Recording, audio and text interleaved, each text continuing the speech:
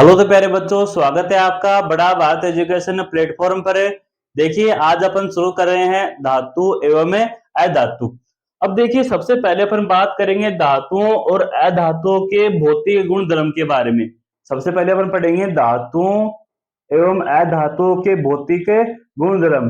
तो देखिए, धातुओं के भौतिक गुण धर्म में जो पहला गुण धर्म है वो क्या है कि धातुएं जो होती हैं वो चमकदार होते हैं। धातुओं में चमकने का गुण पाया जाता है, जबकि अधातुओं में चमकने का गुण नहीं पाया जाता। तो पहला गुण है धात्विक चमक, मतलब धातुओं के अंदर चमकने का गुण पाया जाता है, जबकि अधातुओं के अंदर धात्विक चमक का गुण नहीं पाया जाता, अर्थात अधातुएं हैं वो चमकदार नहीं होती। उसके बाद जो दूसरा गुण है वो है आघात वर्धता का। जब अपन धातुओं को पीटेंगे तो पीट पीट कर अपन धातुओं को जब चादर के रूप में कन्वर्ट कर देते हैं, जब अपन धातुओं को पीटेंगे हथौड़े से तो होगा क्या, वो चादर के रूप में कन्वर्ट हो जाएंगी। तो इस गुण को अपन बोलते हैं आघात वर्धता। और ये काम अपन जो ये आघात वर्धता गुण है ये केवल धातुओं में पाया जाता है, अधातुओं में ये गुण नहीं पाया जाता। तो आघात वर्धता का गुण है ये धातुओं में तो पाया जाता है, परंतु अधातुओं में ये गुण नहीं पाया जाता। उसके बाद जो तीसरा गुण है धातु का वो है तन्यता का गुण। तन्यता का मीनिंग क्या है कि जब अपन धातुओं के को खींचेंगे और उनको एक तार के रूप में कन्वर्ट कर देंगे, धातुओं को खींचकर एक तार के रूप में बदलना, इस गुण को अपन बोलते हैं तन्यता का गुण। और ये दो तन्यता का गुण है ये केवल धातुओं में ही पाया जाता है, अधातुओं में ये गुण नहीं पाया जाता। और ऐसा बोला जाता है कि जो 1 ग्राम सोना है, 1 ग्राम गोल्ड है, सोना है, उससे 2 किलोमीटर लंबा तार बना सकते हैं। इतना तन्यता गुण पाया जाता है सोने के अंदर। धात्विक चमक मतलब धातुओं का चमकना। आघात वर्धता का मतलब है धातुओं को पीटकर चादर के रूप में कन्वर्ट करना। और तन्यता का मतलब यह है कि धातुओं को खींचकर पतले तार के रूप में बदलना। और 1 ग्राम सोने से अपन 2 किलोमीटर लंबा तार बना सकते हैं। उसके बाद जो चौथा जो धातुओं का गुण है वो है कि ये उष्मा की सुचालक होती हैं, अर्थात धातुओं के अंदर उष्मा का प्रवाह होता है। जैसे आपके पास ये मानो धातु ही वो छड़ है, जब आप इसको यहां से गर्म करोगे थोड़ी देर बाद होगा क्या कि जो ये धातु का जो ये सिरा रहेगा ये भी क्या हो जाएगा, गर्म हो जाएगा। क्यों? क्योंकि धातुओं से उष्मा का क्या होता है, प्रवाह होता है। इसलिए मैंने यहाँ पर बोला कि धातुएं हैं वो उष्मा की सुचालक होती हैं, जबकि अधातुएं हैं वो उष्मा की सुचालक नहीं होती। उसके बाद जो पांचवा जो गुण धर्म है धातुओं का वो है कि धातुएं जो होती हैं वो विद्युत की सुचालक होती हैं। इसका मतलब ये है कि धातुओं के अंदर विद्युत धारा का प्रवाह होता है, करंट बहती है धातुओं के अंदर, जबकि अधातुओं के अंदर विद्युत धारा का प्रवाह नहीं होता, वो विद्युत की सुचालक होती हैं। धातुएं हैं वो विद्युत की सुचालक होती हैं। उसके बाद जो लास्ट जो गुण धर्म है वो है सोनोरस का गुण धर्म। अब देखिए सोनोरस का गुण धर्म क्या होता है। जब अपन धातुओं को किसी कठोर चीज से मारेंगे, उनको हथौड़े से पीटेंगे तो वो धातुएं हैं वो आवाज उत्पन्न करती हैं। जब धातुओं को अपन किसी ठोस वस्तु से पीटेंगे या मारेंगे तो धातुओं से अंदर से एक आवाज उत्पन्न होती है। तो इसी गुण को अपन बोलते हैं सोनोरस का गुण। और ये केवल धातुओं के अंदर पाया जाता है, अधातुओं में सोनोरस का गुण नहीं पाया जाता। तो इस प्रकार यहाँ पर आपकी बुक के अंदर 6 धातुओं के भौतिक गुण धर्म बता रखे हैं। पहला क्या कि धातुओं के अंदर चमकने का गुण पाया जाता है, और दूसरा गुण क्या कि धातुओं को अपन पीट कर चादर के रूप में कन्वर्ट कर सकते हैं, और इसी गुण को अपन बोलते हैं आघात वर्धता। तीसरा जो गुण है वो है तन्यता गुण है, धातुओं को खींचकर पतले तार के रूप में कन्वर्ट करना। और 1 ग्राम सोने से अपन 2 किलोमीटर लंबा तार बना सकते हैं। उसके बाद जो चौथा जो गुण धर्म है वो है ऊष्मा की सुचालक। धातु होती है वो ऊष्मा की सुचालक होती हैं, अधातुएं हैं वो ऊष्मा की सुचालक नहीं होती। धातुएं विद्युत की सुचालक होती हैं, अधातुएं विद्युत की सुचालक नहीं होती। और धातुओं के अंदर सोनोरस का गुण पाया जाता है, जबकि अधातुओं के अंदर सोनोरस का गुण नहीं पाया जाता। अब देखिए यहाँ पर मैंने एक पॉइंट और लिखा है। अब ये पॉइंट कब समझ में आएगा, इधर देखिए। धातु के अंदर मैंने बताया कि धातुएं होती है वो चमकदार होती हैं, जबकि अधातुएं होती है वो चमकदार नहीं होती। आयोडीन एक अधातु है। आयोडीन क्या है? अधातु। अब देखिए कौन सी धातु है और कौन सी अधातु है, इसके बारे में अपन बात कर लेते हैं। जैसे हमारे पास कॉपर है, एजी यानी कि सिल्वर है, सोना है, आयरन यानी कि लोहा है, ये सारी हैं ये धातुएं हैं। क्या है भाई? धातुएं हैं। और जो मैंने यहाँ पर लिखा है जैसे कार्बन है, ऑक्सीजन है, नाइट्रोजन है, फ्लोरीन है, क्लोरीन है, ब्रोमीन, आयोडीन, तो ये सारी जो मैंने इस तरफ लिखी हैं ये सारी अधातुएं हैं। ये धातुएं हैं और ये अधातुएं। और यहाँ पर मैंने लिखा है आयोडीन, जिसको अपन आई से, कैपिटल आई से प्रदर्शित करते हैं, जो कि एक अधातु है। अब देखिए धातुओं के अंदर चमकने का गुण पाया जाता है, जबकि अधातुओं के अंदर चमकने का गुण नहीं पाया जाता। परंतु आयोडीन एक ऐसी अधातु है जिसके भीतर चमकने का गुण पाया जाता है, अर्थात आयोडीन है वो चमकदार अधातु है। धातु के अंदर चमकने का गुण है, अधातु के अंदर चमकने का गुण नहीं है, परंतु अपवाद स्वरूप आयोडीन एक अधातु होने के बाद भी ये चमकदार होती है। बात समझ में आई? आप इन पॉइंटों को, इन नोट्सों को अपने कॉपी में भी तार सकते हैं, कोई बुरी बात नहीं है। तारेंगे तो आपको लिखने से थोड़ा याद होगा, कुछ सुनने से याद होगा, इस प्रकार आपका काम हो जाएगा। उसके बाद देखिए मैंने यहाँ पर कुछ 4 नोट पॉइंट लिखे हैं, और ये जो चारों नोट पॉइंट है ये बड़े ही इंपॉर्टेंट नोट पॉइंट हैं। अब देखिए पहला नोट पॉइंट है, मैंने यहाँ पर लिखा है कि जो मरकरी जो धातु होती है, मरकरी जो धातु होती है ये कमरे के तापमान पर द्रव्य अवस्था में पाई जाती है। इसके अलावा कोई ऐसी धातु नहीं है जो कमरे के तापमान पर द्रव्य अवस्था में पाए। बाकी जो सारी धातु हैं जो कमरे के तापमान पर ठोस अवस्था में होती हैं, जबकि जो मरकरी जो धातु है ये कमरे के तापमान पर द्रव्य अवस्था में पाई जाती है। तो ये बड़ा ही इंपॉर्टेंट पॉइंट है कि जो मरकरी जो धातु है ये कमरे के तापमान पर द्रव्य अवस्था में पाई जाती है। उसके बाद देखिए अगला नोट पॉइंट, और वो क्या है कि जो गैलियम और जो सीजियम धातु हैं, दो धातु का मैं नाम ले रहा हूं, एक का नाम है गैलियम और दूसरे का नाम है सीजियम। इन धातुओं का गलनांक बिंदु इतना कम होता है, इतना कम होता है कि जब आप इन धातुओं को हथेली के ऊपर रखोगे तो ये धातुएं पिघलना स्टार्ट कर देती हैं। क्यों? क्योंकि इनका जो गलनांक बिंदु है, मेल्टिंग पॉइंट है, ये बहुत कम होता है। ये हमारे शरीर के तापमान से ही पिघलना स्टार्ट हो जाती है। कौन सी धातु? गैलियम और सीजियम। गैलियम और सीजियम में दो ऐसी धातु हैं जिनका जो गलनांक बिंदु है, जो मेल्टिंग पॉइंट है, वो बहुत कम होता है। क्या होता है भाई? बहुत कम होता है। इतना कम होता है कि जब आप इनको हथेली पर रखेंगे तो ये पिघलना स्टार्ट कर देती हैं, अर्थात ये पिघल जाती हैं। इसके बाद जो हमारा तीसरा जो नोट पॉइंट है वो यही है जो मैं यहाँ पर बताया कि आयोडीन एक अधातु है। आयोडीन एक अधातु है, फिर भी यह चमकदार होती है। बात समझ में आई? आयोडीन एक अधातु है, फिर भी क्या कैसी होती है भाई? ये चमकदार होती है। बात समझ में आ रही है तो वीडियो को लाइक भी कर दीजिए, इसमें कौन सी बुरी बात है। उसके बाद देखिए अगला पॉइंट है नोट नंबर 4। नोट नंबर 4 भी बहुत इंपॉर्टेंट है। इसमें मैंने क्या बोला है कि जो लिथियम, सोडियम और जो पोटेशियम धातु हैं, कौन कौन सी? लिथियम, सोडियम और पोटेशियम। ये धातु इतनी मुलायम होती हैं, इतनी मुलायम होती है कि इनको अपन चाकू से भी काट सकते हैं, जबकि और धातुओं को अपन चाकू से नहीं काट सकते। परंतु लिथियम, सोडियम और पोटेशियम ऐसी मुलायम धातु हैं, इनको अपन चाकू से भी काट सकते हैं। तो मैंने यहाँ पर लिखा है कि लिथियम, सोडियम और पोटेशियम अधातु मुलायम होती हैं। ये दो धातु होती हैं, सॉरी अधातु नहीं, धातु। लिथियम, सोडियम और पोटेशियम क्या है? धातु हैं इतनी मुलायम होती है कि अपन इन्हें चाकू से भी काट सकते हैं। इसके बाद जो हमारी अगली हेडिंग है वो है धातुओं के रासायनिक गुणधर्म।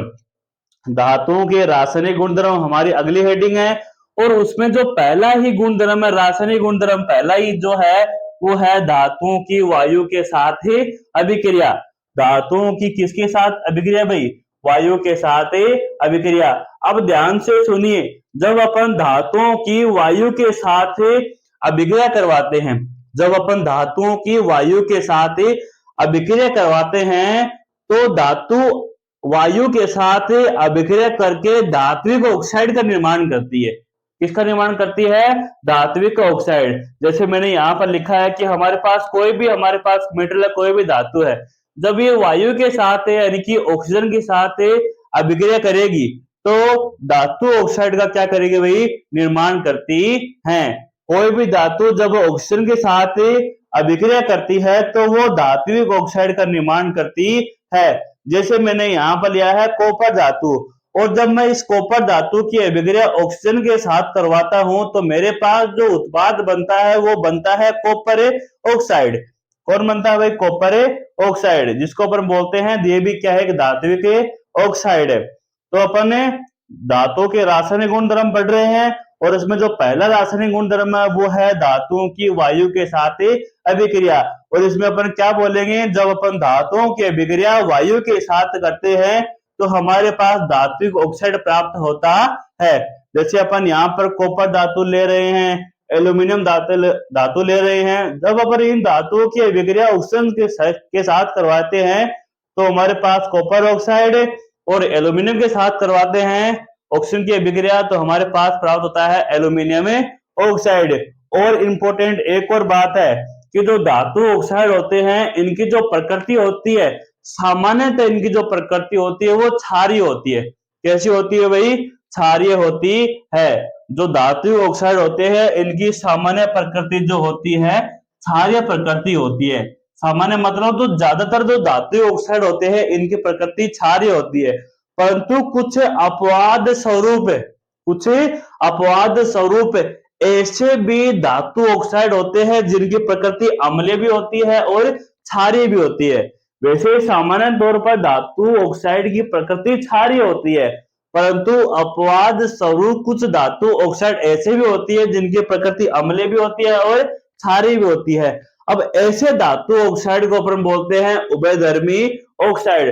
तो हमारी जो अगली हेडिंग है वो है उभयधर्मी ऑक्साइड। ऐसे ऑक्साइड जिनकी प्रकृति अम्लीय भी हो और क्षारीय भी हो। ऐसे ऑक्साइड जिनकी प्रकृति अम्लीय भी हो और क्षारीय भी हो। ऐसे धातु ऑक्साइड जिनकी प्रकृति अम्लीय भी हो और क्षारीय भी हो, ऐसे धातु ऑक्साइड को अपन बोलते हैं उभयधर्मी ऑक्साइड। और एग्जाम्पल की बात करें अपन, जैसे एग्जाम्पल हो गया Al2O3 और ZnO जिसको अपन बोलते हैं जिंक ऑक्साइड। वैसे सामान्य रूप से जो धातु ऑक्साइड होते हैं उनकी प्रकृति क्षारीय होती है, परंतु अपवाद स्वरूप कुछ धातु ऑक्साइड ऐसे भी होते हैं जिनकी प्रकृति अम्लीय भी होती है और क्षारीय भी होती है। इन धातु ऑक्साइड को अपन बोलते हैं उभयधर्मी ऑक्साइड। तो अगर एग्जाम में आ जाए कि उभयधर्मी ऑक्साइड किसे कहते हैं, इनके दो उदाहरण लिखिए, तो आप कैसे बोलोगे? वे धातु ऑक्साइड जिनकी प्रकृति अम्लीय भी होती है और क्षारीय भी होती है, ऐसे धातु ऑक्साइड को अपन उभयधर्मी ऑक्साइड बोलते हैं या उभयधर्मी ऑक्साइड धातु ऑक्साइड बोलते हैं। एग्जाम्पल हो गया Al2O3 और ZnO जिंक ऑक्साइड। तो इस प्रकार हो गए उभयधर्मी ऑक्साइड। अब इनकी एक और बात है भाई कि जो उभयधर्मी ऑक्साइड होते हैं वो अम्ल व क्षार दोनों के साथ अभिक्रिया करते हैं। बड़ी अजीब बात है कि जो उभयधर्मी ऑक्साइड होते हैं वो अम्लों के साथ भी अभिक्रिया करते हैं और क्षारकों के साथ भी अभिक्रिया करते हैं। तो देखिए यहाँ पर मैं जो उभयधर्मी ऑक्साइड लेता हूँ Al2O3 ले लेता हूँ। जैसे मैंने यहाँ पर ले लिया Al2O3, फिर से ले लिया Al2O3। एक बार तो कराऊंगा मैं इसकी अभिक्रिया अम्ल के साथ और दूसरी बार इसकी अभिक्रिया कराऊंगा मैं क्षार के साथ। तो एल्यूमिनियम ऑक्साइड की जब अपन अभिक्रिया कराते हैं अक्षीय लंबल से और NaOH क्षार से, तब हमारे पास दो चीजें बनती हैं। एक बनता है हमारे पास लवण और दूसरा बनता है पानी। जब अपन एल्यूमिनियम ऑक्साइड की अभिक्रिया हाइड्रोक्लोरिक अम्ल से करवाते हैं, यानी कि HCl से कराते हैं, तब हमारे पास जो लवण बनेगा वो बनेगा AlCl3 और साथ में मुक्त होगा H2O। उसके बाद जब अपन क्षार के साथ इसकी अभिक्रिया करवाते हैं तो हमारे पास लवण के रूप में बनेगा सोडियम एल्यूमिनेट और साथ में क्या बनेगा भाई, पानी बनेगा। इसका नाम है सोडियम एल्यूमिनेट। ठीक है, तो ये हो गए भाई हमारे पास उभयधर्मी ऑक्साइड। कौन से ऑक्साइड? वे धातु ऑक्साइड जो अम्लीय और क्षारीय दोनों प्रकृति के होते हैं, अर्थात अम्ल के साथ भी अभिक्रिया करें और क्षार के साथ भी अभिक्रिया करें, ऐसे धातु ऑक्साइड को अपन बोलते हैं उभयधर्मी ऑक्साइड। ठीक है, जैसे एग्जाम्पल हो गए Al2O3 और ZnO, और ये इनके समीकरण हो गई। उसके बाद देखिए कुछ मैंने यहाँ पर नोट पॉइंट लिखे हैं, और यहाँ पर मुख्य मुख्य जो मेन जो बात थी वो मैंने यहाँ पर छांट कर लिखी है। कौन सी? और उनको मैं नोट पॉइंटों के रूप में लिखा हूं कि नोट पॉइंट 1, 2 और 3। नोट पॉइंट लिखने से हमारा जो कंटेंट है वो एकदम सिस्टमेटिक तरीके से हो जाता है, हमको याद करने में ज्यादा माथापड़ी नहीं करनी पड़ती।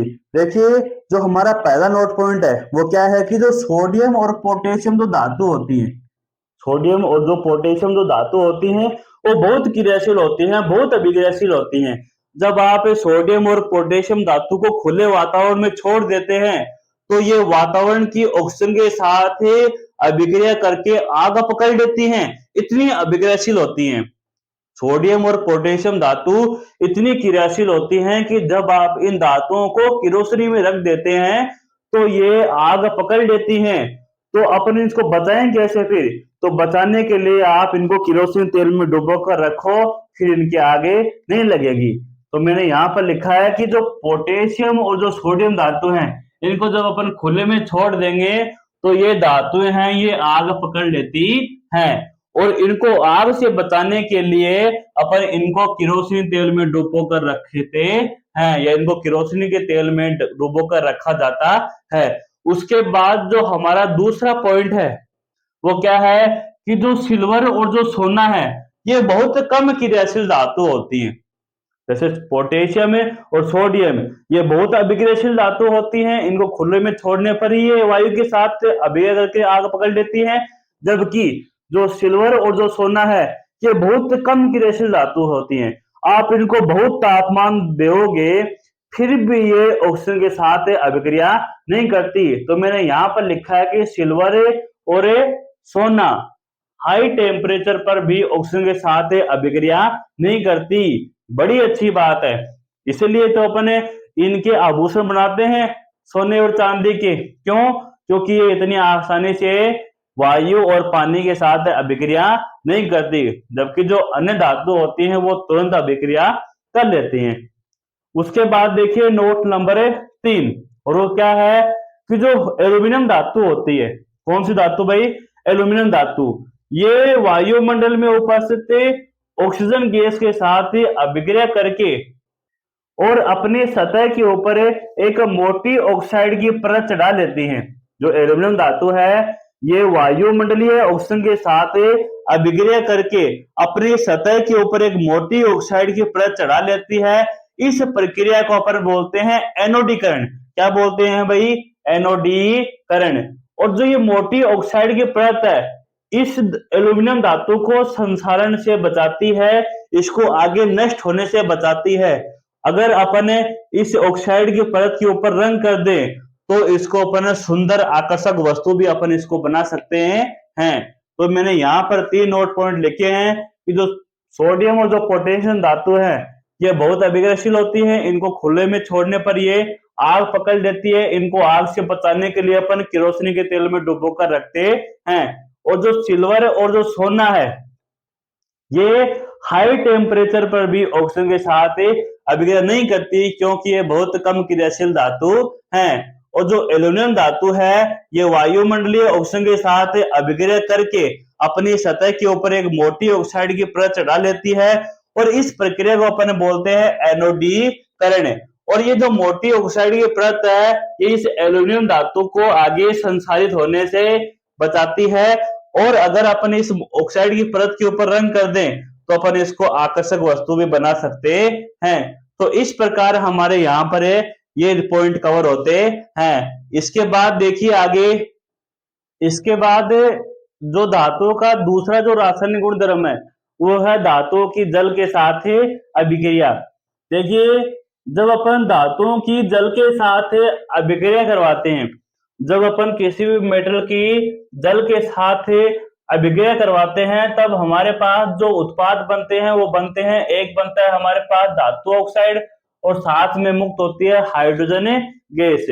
और कई बार कई धातुओं में यहाँ पर हाइड्रोजन गैस के साथ बहुत अधिक मात्रा में ऊष्मा भी निकलती है और जिससे इन धातुओं में आग लग जाती है, वो अपन आगे बात करेंगे।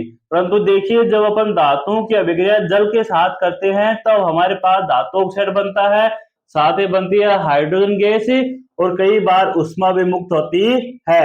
अब जो धातु ऑक्साइड बनते हैं इनमें से कुछ धातु ऑक्साइड ऐसे होते हैं जो फिर से जल के साथ अभिक्रिया कर लेते हैं, अर्थात जल में घुलकर फिर किसका निर्माण करेंगे, धातु हाइड्रोक्साइड का निर्माण कर लेंगे।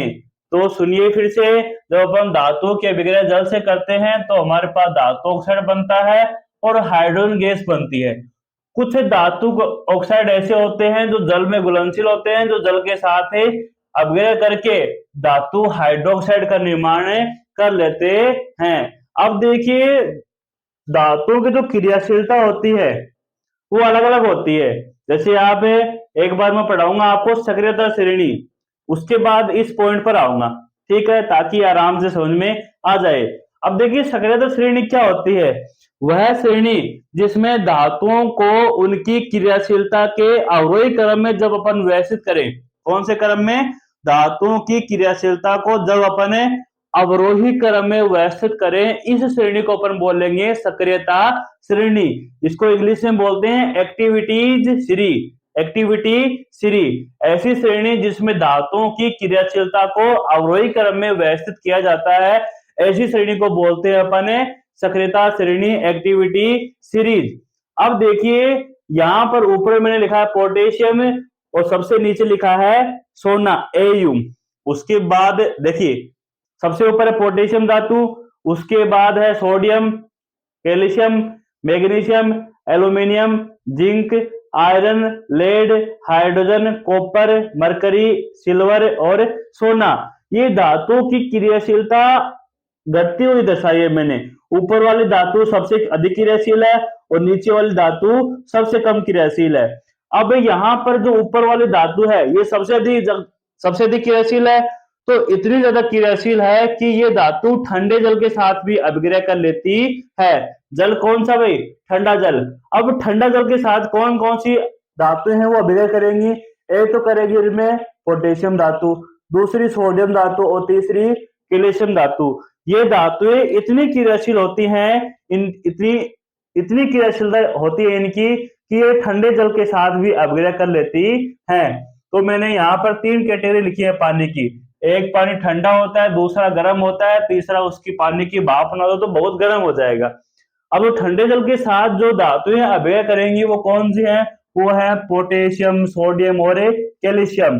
गर्म जल के साथ कौन सी धातु अभिक्रिया करेगी, वो करेगी मैग्नीशियम धातु। और भाप के साथ जो धातु अभिक्रिया करेगी वो करेगी एल्यूमिनियम, आयरन और जिंक। ये 3 धातु हैं, ये भाप के साथ अभिक्रिया करेंगी। मैग्नीशियम धातु गर्म जल के साथ अभिक्रिया करेगी और सोडियम, पोटेशियम और कैल्शियम धातु है वो ठंडे जल के साथ अभिक्रिया करेंगी। सबसे ज्यादा क्रियाशील होने के कारण ये ठंडे जल के साथ भी अभिक्रिया कर लेती है और जो एल्यूमिनियम, आयरन, जिंक ये बहुत कम क्रियाशील होने के कारण भाप के साथ अभिक्रिया कर लेती हैं। ज्यादा क्रियाशील ठंडे जल के साथ अभिक्रिया कर लेगी, कम क्रियाशील भाप के साथ अभिक्रिया कर लेगी।